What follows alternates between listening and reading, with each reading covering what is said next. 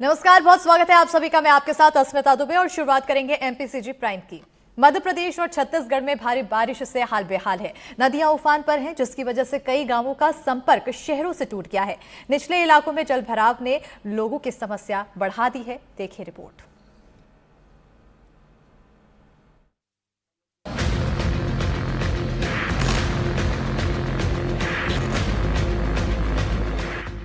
मध्य प्रदेश में भारी बारिश से नदियां उफान पर हैं। मध्य प्रदेश की जीवनदायिनी नर्मदा नदी खतरे के निशान से ऊपर बह रही है। मंडला के माहिष्मती घाट के पास बने पुल तक नर्मदा नदी का पानी पहुंच गया है। अगर पानी के लेवल में बढ़ोतरी होती है तो पुल पर आवागमन बाधित हो सकता है। अब आपको तस्वीरें सहस्त्रधारा की दिखाते हैं। नर्मदा में जलस्तर बढ़ने के बाद सहस्त्रधारा में नर्मदा का वृहद और अलौकिक स्वरूप नजर आया। इधर शिवपुरी में एक हफ्ते से रुक रुक कर बारिश हो रही है। लगातार बारिश से जनजीवन अस्त व्यस्त हो गया है।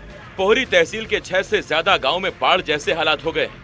कई मकानों में पानी भर गया है। सड़कें तालाब में तब्दील हो गई हैं। ये तस्वीर शिवपुरी की है, जहां एक कार पानी में आधी डूबी हुई है। इन तस्वीरों को देखकर आप हालात का अंदाजा लगा सकते हैं। मौसम विभाग ने उत्तरी शिवपुरी में भारी बारिश की चेतावनी पहले ही जारी कर दी थी। अभी भी प्रशासन ने लोगों को सतर्क रहने की हिदायत दी है। वहीं एसडीआरएफ की टीम को भी हर आपदा से निपटने के निर्देश दिए गए हैं। शिवपुरी की ही एक और तस्वीर आपको दिखाते हैं। ये देखिए किस तरह अपनी जान जोखिम में डालकर इन लोगों ने उफनती नदी में ट्रैक्टर उतार दिया। ट्रैक्टर आधे रास्ते तक तो सीधा आया, लेकिन पानी के बहाव के कारण आगे आना मुश्किल हो गया। गनीमत रही कि ट्रैक्टर पानी में बहा नहीं और लोग इसे किनारे तक पहुंचा पाए। ये तस्वीरें शिवपुरी के लुकवासा इलाके की हैं। बताया जा रहा है यहाँ नदी पर पुल नहीं है और ग्रामीण नदी पार करने के लिए इसी तरह ट्रैक्टर का सहारा लेते हैं।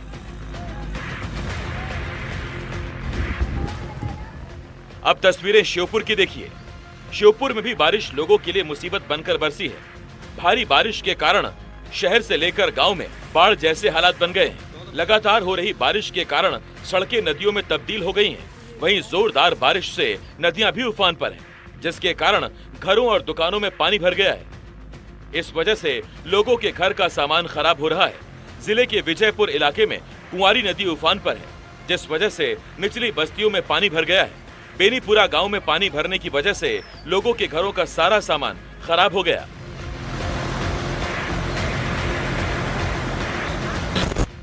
लापरवाही की एक तस्वीर श्योपुर से भी सामने आई। विजयपुर इलाके में भारी बारिश के बाद लारदेह में नाला उफान पर है। इस बीच उफनते नाले को पार करने की कोशिश कर रहे 2 बाइक सवारों की जान सांसद में फंस गई। बीच पुलिया में बाइक सवारों का बैलेंस बिगड़ गया। जैसे तैसे दोनों ने बाइक को बहने से बचाया। मौके पर मौजूद लोगों ने फौरन बाइक सवारों की मदद की और उन्हें पानी से बाहर निकाला। इधर टीकमगढ़ जिले में लगातार बारिश से आदिवासी गर्ल्स छात्रावास में पानी भरने से हालात बेकाबू हो गए। हॉस्टल में जलभराव से 50 से ज्यादा छात्राएं फंस गईं। प्रबंधन ने इसकी खबर फौरन जिला प्रशासन को दी। इसके बाद एसडीआरएफ की टीम को मौके पर पहुंचाया गया और एसडीआरएफ के जवानों ने छात्राओं को रेस्क्यू कर सुरक्षित स्थानों पर पहुंचाया। इधर नरसिंहपुर के बंदेसुर गांव के पास स्टेट हाईवे नंबर 22 में पुलिया का एक हिस्सा पूरी तरह से धंस गया। नरसिंहपुर से पिपरिया जाने वाली सड़क के धंसने से रास्ता प्रभावित हुआ है और स्टेट हाईवे नंबर 22 पर यातायात पूरी तरह से बंद हो गया। सड़क धंसने से सड़क की गुणवत्ता पर सवाल खड़े हो रहे हैं। आप इसे देख सकते हैं बेहतर कि ये रोड कैसे टूटी है। ये लगभग करीब 15 से 20 फुट की ये रोड है और कल आज सुबह 7:30 बजे करीब ये पुलिया धराशायी हो गई। गनीमत ये रही कि इस दौरान यहाँ कोई वाहन नहीं था, जिससे जान माल का नुकसान नहीं हो सका। अब कटनी का हाल देखिए। कटनी में बेलकुंड, मोरी, हिरन और सुआ नदी उफान पर है। बेलकुंड नदी में बाढ़ का पानी गर्रा घाट में पुल के ऊपर से बह रहा है, जिसकी वजह से आवागमन प्रभावित हो गया। कटनी जिले के धीमरखेड़ा तहसील अंतर्गत बेलकुंड नदी उफान पर। यहाँ जो गर्रा घाट है, पानी जो है देर रात काफी उफान पर था। यहाँ पर देखिए लोग जो है नदियों में बढ़ती हुए नदियों में निकल रहे हैं और ये जो प्रशासन ने मना किया है यहाँ पर, फिर भी लोग खतरों को जान जोखिम में डालते हुए और नदी पार कर रहे हैं। सूरजपुर में 2 दिनों से लगातार हो रही बारिश आम लोगों के लिए मुसीबत बन गई। तेजपुर गांव में स्थित सूरजपुर से कोरिया को जोड़ने वाली सड़क नदी के तेज बहाव में बह गई, जिसके कारण सड़क पूरी तरह से बंद हो गई। बावजूद इसके अभी भी कई लोग जान जोखिम में डालकर पुल पार कर रहे हैं। ये तेजपुर का गुड़गेला नाला है जहाँ पर तेज बहाव हो रही है, जिसकी वजह से अब ये सूरजपुर और जो कोरिया का जो ये बॉर्डर है, यहाँ पर देख सकते हैं कि जो मिट्टी के कटाव के कारण ये रोड पूरी तरह से ध्वस्त हो चुका है। मेरे पीछे आप देख सकते हैं कि ये जो रोड है ये सूरजपुर की सीमा लगती है और इसके ठीक पीछे यहाँ से आप कोरिया, जो कोरिया जिला है, कोरिया जिला का बॉर्डर है। ऐसे में ये जो रोड पानी का बहाव इतना तेज है कि मिट्टी लगातार कट रहा है और कहीं ना कहीं ये पुल अगर लगातार बारिश होती रही तो पुल टूटने की भी आशंका जताई जा रही है। इधर बिलासपुर में लगातार बारिश के कारण अरपा नदी में जलस्तर तेजी से बढ़ने लगा है। सलका डाइवर्जन में बाढ़ जैसी स्थिति को देखते हुए प्रशासन ने एहतियातन अरपा नदी के भैंसाझर गेट भी खोल दिए। इससे निचले इलाकों में बाढ़ की आशंका जताई जा रही है। जल संसाधन विभाग ने नागरिकों से नदी के किनारों से दूर रहने की अपील की है। ग्वालियर अंचल में लगातार हो रही बारिश से नदी नाले उफान पर है। अपर ककेटो बांध ओवरफ्लो होने लगा है, जिसके बाद बांध के 3 गेट खोल दिए गए। इसके बाद डबरा और भीतरवार के इलाकों में बाढ़ जैसी स्थिति हो सकती है, जिसे देखते हुए प्रशासन ने नदी किनारे बसे गांव में अलर्ट जारी किया है। Bureau report, NDTV. बारिश का इंतजार हर किसी को होता है, लेकिन कांकेर के 3 गांव ऐसे हैं जिनके लिए बारिश पानी बनकर आती है, परेशानी बनकर आती है। बारिश के मौसम में ये गांव टापू में तब्दील हो जाते हैं। गांव तक पहुंचने का पुल नहीं होने से ग्रामीण परेशानियों का जीवन जी रहे हैं।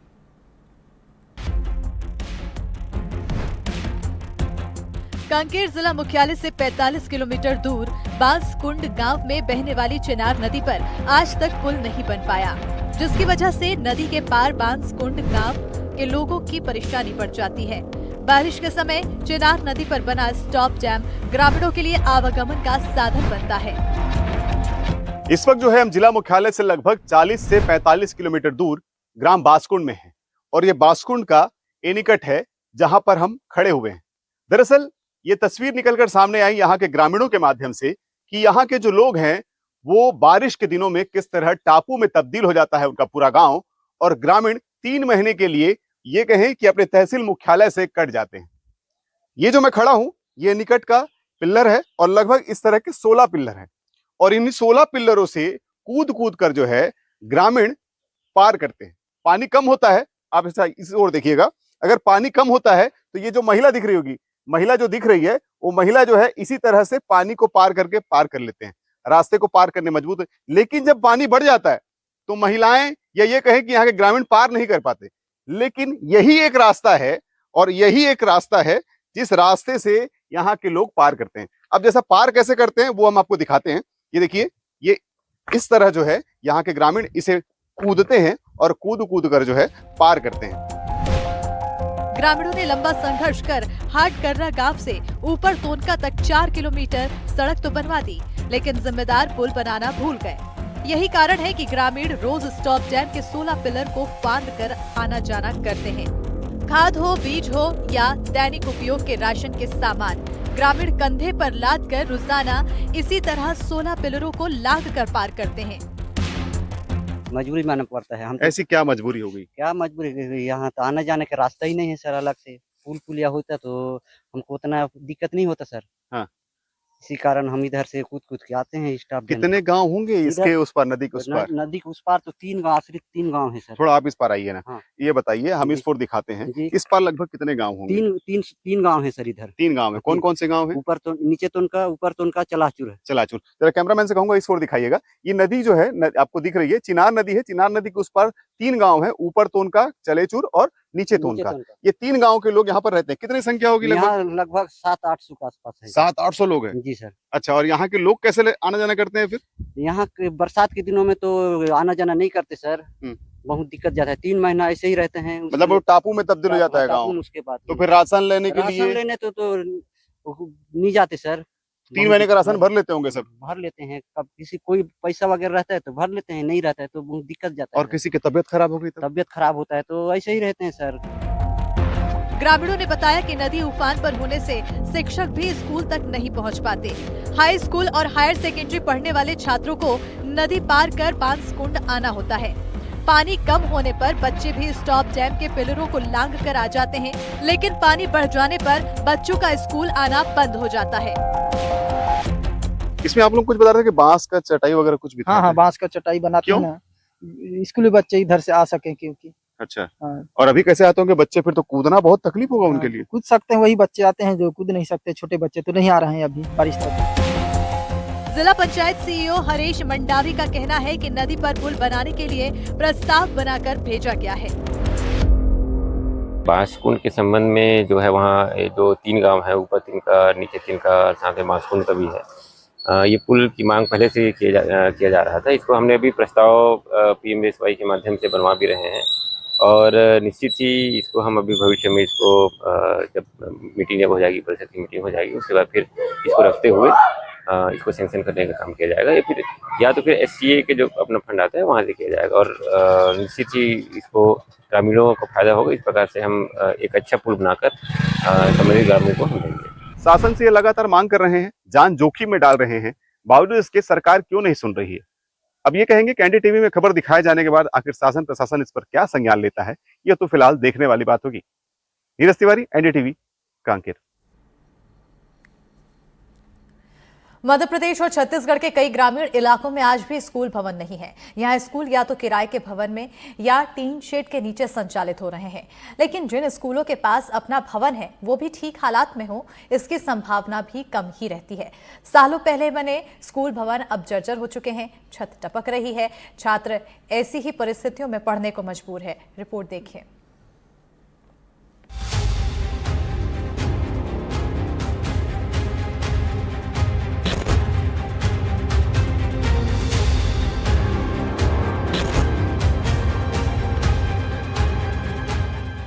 ये तस्वीरें 2 राज्यों के 3 स्कूलों की है, लेकिन हालात एक से हैं। जर्जर स्कूल, टपकती छत और छात्र परेशान। पहली तस्वीर जशपुर के जोराडोल गांव की है, जहां बच्चे जर्जर स्कूल में पढ़ने को मजबूर हैं, तो दूसरी तस्वीर नारायणपुर के पल्ली भाटा के प्राथमिक स्कूल की है। वहीं तीसरी तस्वीर सागर शहर के मध्य में संचालित होने वाले शासकीय पद्माकर हायर सेकेंडरी स्कूल की है। तो पहले बात जशपुर की करते हैं। जशपुर के ग्राम पंचायत जोराडोल के शासकीय प्राथमिक विद्यालय में बच्चे जर्जर भवन में बैठकर पढ़ाई करने को मजबूर हैं। स्कूल भवन के हर कमरे में पानी टपकता है। मजबूरी में छात्र जर्जर भवन में टपकती छत के नीचे पढ़ने को मजबूर हैं। इस वक्त मैं जशपुर जिले के जोराडोल ग्राम पंचायत के शासकीय प्राथमिक शाला छोटकी पारा में मौजूद हूँ और मेरे पीछे आप एक स्कूल देख पा रहे होंगे। जो स्कूल है काफी जर्जर स्थिति में है और यहाँ का जो स्कूल के जो छज्जा है गिर रहा है और बरसात के दिन है। बरसात के दिनों में यहाँ पर छत से पानी टपकती है और उस छत से पानी टपकने के बावजूद यहाँ के जो स्कूली बच्चे हैं स्कूल के नीचे पढ़ने को मजबूर है। मेरे साथ कुछ बच्चे हैं जो आप देख पा रहे हो कि ये बच्चे जो है स्कूल में टपकती छत के नीचे पढ़ने को मजबूर है। ये बच्चे 5वीं के बच्चे हैं और इस स्कूल में कुल 50 नामांकित छात्र हैं जो स्कूल में पढ़ते हैं और जो यहाँ के जो टीचर है, यहाँ पर 2 टीचर हैं जो बच्चों को पढ़ाते हैं। और ये जो स्थिति देखिए, इस भवन की स्थिति कैसी है। ऊपर से पानी टपक रही है और नीचे जो है बाल्टी मग रखा गया है उस पे पानी और नीचे न जाए। जब हमने स्कूल में पढ़ने वाले बच्चों से बात की तो उन्होंने मासूमियत में सिर्फ इतना ही कहा कि उनका स्कूल पहले जैसा अच्छा हो जाए, लेकिन उनके इन जवाबों को सुनकर आपको अंदाजा हो जाएगा कि वो कितने परेशान हैं। कैसे पढ़ते हैं? इधर पानी टपकती है स्कूल में? थोड़ा थोड़ा अच्छा से पढ़ते हैं। पानी टपकती है स्कूल में? हाँ। तो पानी में भीग के आप लोग पढ़ते हैं? थोड़ा थोड़ा भीगते हैं। किताब कॉपी भीग जाता है? हाँ। क्या चाहते हैं आप लोग? ये स्कूल अच्छा बन जाए पहले जैसा। जशपुर के स्कूल के हालातों की जानकारी अधिकारियों को है, लेकिन हालात कब सुधरेंगे इसका जवाब इनके पास नहीं है। आपके माध्यम से संज्ञान में आया कि जर्जर भवन में मतलब बच्चे लोगों को बैठा रहे हैं शासकीय प्राथमिक शाला छोटकी पारा में, और मैं खुद जाके देखता हूं और ऊपर उच्च अधिकारी के संज्ञान में लेकर उनकी व्यवस्था तत्काल करता हूं। पूर्व में सभी संकुल शैक्षिक समन्वयकों को निर्देशित किया गया है कि ऐसे जर्जर स्थिति वाला भवन में न बैठाएं। अगर बैठा रहे हैं तो वो गलत है या नहीं, उसको मैं जाकर स्वयं देखता हूँ। अब बात करते हैं नारायणपुर के पल्ली भाटा की प्राथमिक शाला की। इस स्कूल में सुविधाओं की बात तो छोड़िए, बच्चों के सिर के ऊपर सुरक्षित छत और क्लास में बैठने के लिए जमीन मिल जाए उतना भी काफी है। बारिश के चलते क्लासरूम में पानी भरा हुआ है। स्कूल की दीवारें इतनी जर्जर हैं कि किसी भी वक्त हादसा हो सकता है। यहाँ पे शिक्षक जान जोखिम में डालकर बच्चों को पढ़ा रहे हैं। यहाँ के बच्चे जान जोखिम में डालकर पढ़ाई कर रहे हैं, शिक्षा ग्रहण कर रहे हैं। और इसके पीछे कारण ये कि वो 1976 का ये भवन है जो पूरी तरह से जर्जर है। और स्थिति ये है कि बारिश की वजह से एक कमरे में पानी भरा हुआ है और दूसरे कमरे में पहली से लेकर 5वीं तक के बच्चों को पढ़ाया जा रहा है। आप देखें, ये 1976 का भवन है, ऊपर सीट जरूर लगी हुई है, लेकिन ये जो मानसून का बारिश होता है उससे बच्चों को बचाने के लिए पर्याप्त नहीं। अगर आप एक दूसरे कमरे में घुसेंगे तो देखिए कि किस तरह से ये पूरी तरह से सीट जर्जर हो चुकी है। और नीचे का जो कमरा है, जो बहुत बड़े किसी स्कूल में भी इस तरह की व्यवस्थाएं नहीं दिखती, वो यहाँ आपको दिखेंगी।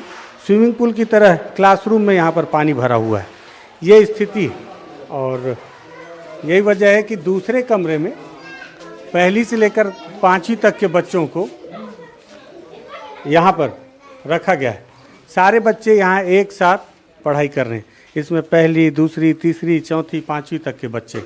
सीलन भी है और साथ ही साथ ये कमरा भी बहुत अच्छा नहीं है, लेकिन पहले कमरे से थोड़ा सा बेहतर है। यही वजह है कि जो यहाँ के शिक्षक हैं मजबूरी में इस कमरे में सभी को रखें। स्कूल के शिक्षकों का कहना है कि लंबे समय से वो मरम्मत की मांग को लेकर अधिकारियों को पत्र लिख रहे हैं, लेकिन उनकी समस्या की तरफ आज तक किसी ने ध्यान नहीं दिया। लिखित में दिए? हाँ, कई बार दिए हैं सर।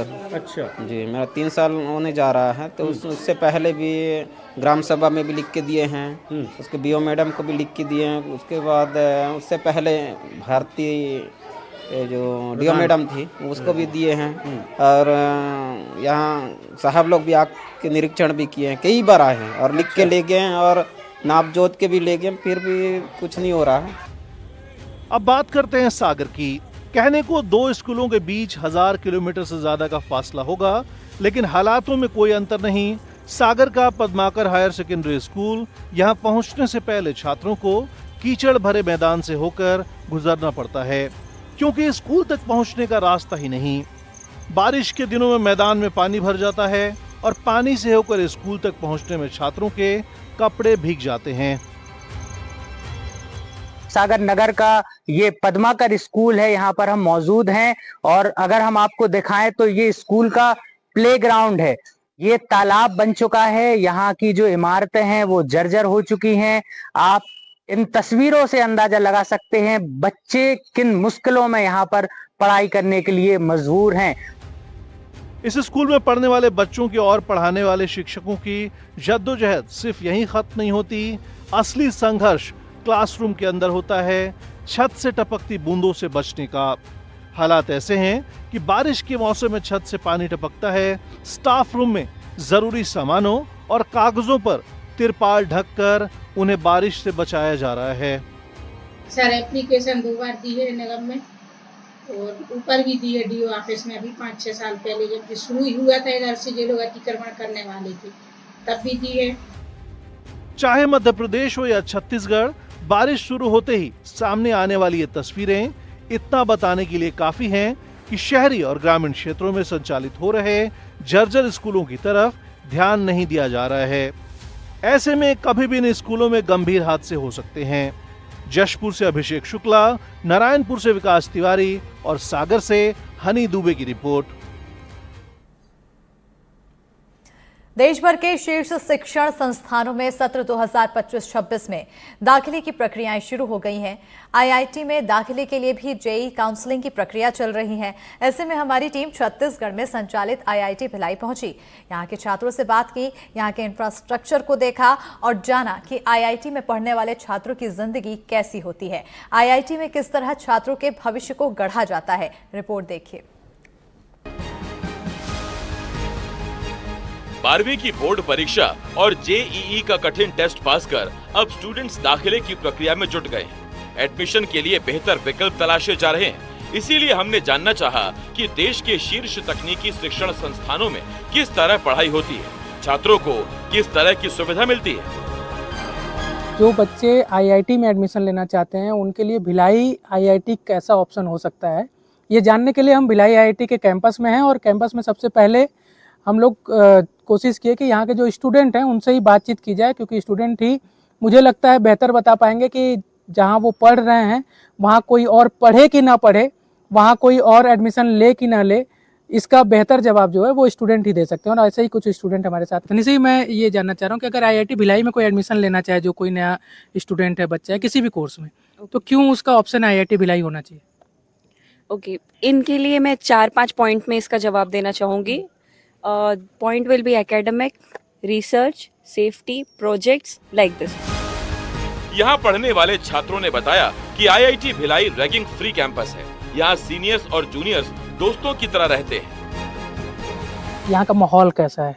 बच्चे जो अगर हैं तो एक दोस्ती यारी का एक माहौल होता है, या फिर डिसिप्लिन के नाम पर ज़्यादा ही परेशान किया जाता है, लेकिन कॉलेजेस में थोड़ा सा आज़ादी चाहते हैं, वो सब कैसा है माहौल यहाँ के बच्चों के लिए?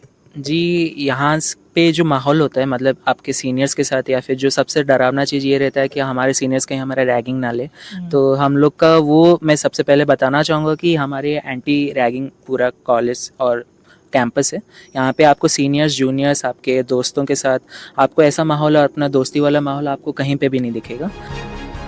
छत्तीसगढ़ के साथ नक्सल प्रभावित राज्य होने का तमगा जुड़ा है। ऐसे में सवाल उठता है कि दूसरे राज्यों से IIT भिलाई आने वाले छात्रों को क्या इससे फर्क पड़ता है? यहाँ पर क्या कभी लगा कि नक्सल प्रभावित क्षेत्र है छत्तीसगढ़, तो आपको कभी फील हुआ हो, अंदर से डर आया हो कि यार हम तो यहाँ पर रह रहे हैं जो नक्सल प्रभावित क्षेत्र है? ऐसा तो कभी भी नहीं लगा, क्योंकि अगर आप बातें सुनने में जाओ तो वो तो हर जगह की उड़ जाती हैं कि कहीं कश्मीर में कुछ हो रहा है, यूपी में कुछ हो रहा है, बट ये सिर्फ बातें हैं। ऑन ग्राउंड कुछ भी नहीं है। फुल सिक्योरिटी है, फुल सेफ्टी है IIT भिलाई में भी और छत्तीसगढ़ में भी। नए स्टूडेंट्स के लिए IIT भिलाई में क्या सुविधाएं हैं? प्रबंधन पढ़ाई कर रहे स्टूडेंट्स के भविष्य की कितनी चिंता करता है? जैसे जरूरी सवालों के जवाब भी हम संस्थान के मुखिया से लेंगे, लेकिन उससे पहले ये आंकड़े जान लीजिए।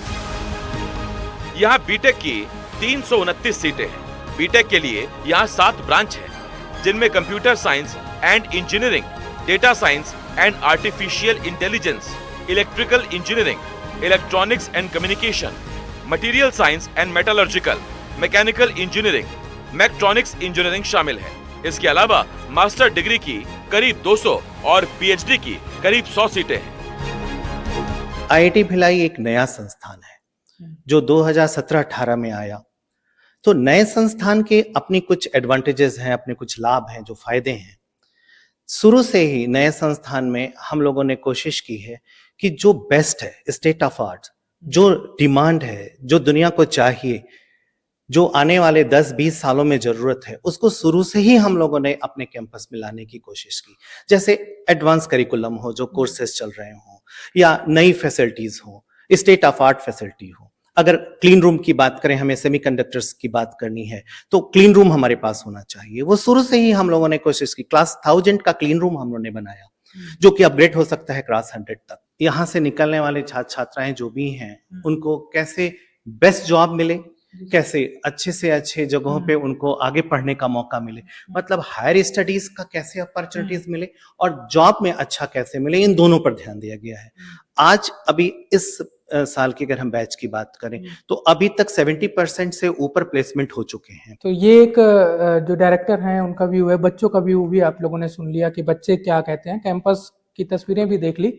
अब छत्तीसगढ़ IIT या भिलाई IIT को लेकर जो भी स्टूडेंट है उसको क्या चूज करता है नहीं करता, वो उसका अपना विकल्प होगा, लेकिन एक बेहतर विकल्प के रूप में पिछले कुछ सालों में शिक्षण संस्थानों में IIT भिलाई का नाम उभरा है। अब इसको विकल्प के रूप में स्टूडेंट इस साल कितना तवज्जो देते हैं, ये आने वाले दिनों में ही पता चलेगा। दुर्ग से अपने सहयोगी चंद्रकांत शर्मा के साथ नीलेश त्रिपाठी, NDTV। मध्य प्रदेश को अजब गजब क्यों कहते हैं, इसका एक और उदाहरण सामने आया है। शहडोल जिले में एक स्कूल में सिर्फ 4 लीटर पेंट लगाने के लिए 168 मजदूरों को भुगतान किया गया। साथ ही पेंटिंग के लिए 65 राजमिस्त्री भी लगाए गए। ब्योहारी विधानसभा क्षेत्र के सकंदी और निपानिया गांव में स्कूलों में ये मामला सामने आया है, जिसका बिल अब वायरल हो रहा है और घोटाले की बात सबसे छिपी नहीं है। आरोप है कि अधिकारियों ने मिलकर सरकारी पैसे को गलत इस्तेमाल किया। सबसे हैरानी की बात यह है कि जिन गांवों में ये स्कूल है वहां इतने मजदूर और राजमिस्त्री हैं ही नहीं। ये भी पता चला है कि बिल पर प्रिंसिपल निपनिया के साइन अप्रैल 2025 को हुए हैं, जबकि सुधाकर कंस्ट्रक्शन उदारी ने बिल 5 मई 2025 को तैयार किया। यानी बिल बनने से 1 महीने पहले ही प्रिंसिपल ने उसे अप्रूव कर दिया। और सबसे बड़ी बात की, जिले के ट्रेजरी ऑफिसर ने भी बिना जांच किए बिल का भुगतान कर दिया, जिससे बड़े सवाल खड़े होते हैं। हालांकि अब इस मामले में कलेक्टर ने कार्रवाई के निर्देश दे दिए हैं। साथ ही दोनों स्कूल के प्राचार्यों से बिल की वसूली के लिए निर्देश दिए गए हैं।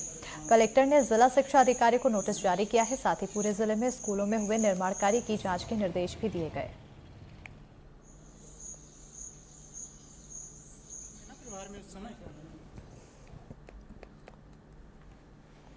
रीवा में साइबर ठगों से परेशान बुजुर्ग ने आत्महत्या कर ली। दरअसल ठगों ने बुजुर्ग को चांदी के एंटिक सिक्कों के बदले 1 करोड़ रुपए देने का झांसा दिया और 60,000 रुपए ट्रांसफर करा लिए। उसके बाद बुजुर्ग ये नुकसान सहन नहीं कर पाया और अपनी बंदूक से खुद को गोली मारकर जान दे दी। इस इलाके में इस प्रकार का ये दूसरा मामला है। कुछ दिन पहले एक मऊगंज में महिला ने साइबर ठगी से परेशान होकर जान दे दी थी। ये कोतवाली थाना क्षेत्र में कल एक बुजुर्ग व्यक्ति, इनकी करीब 60-65 साल उम्र है, उन्होंने अपनी लाइसेंसी बंदूक से अपने आप को गोली मार के आत्महत्या किया है।